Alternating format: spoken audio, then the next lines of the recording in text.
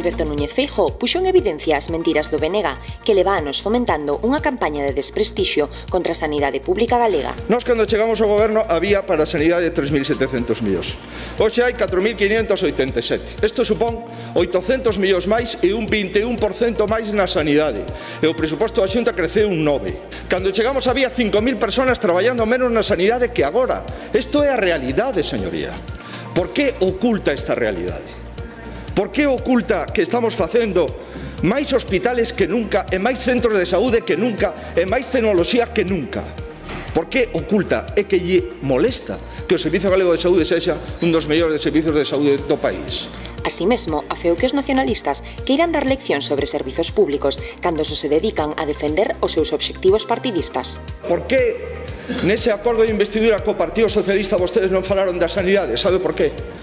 Porque a este nacionalismo que está co mesmo catecismo que estaba fai 12 anos. E interesa moito máis a autodeterminación que a sanidade. E interesa moito máis a independencia do país que a sanidade pública do país. Sobre a atención primaria, o presidente destacou as iniciativas que propón Galicia para incrementar o número de médicos. Primeira, unha convocatoria extraordinaria de MIR para a atención primaria. Fagamos unha convocatoria especial para o Sistema Nacional de Saúde para médicos de atención primaria.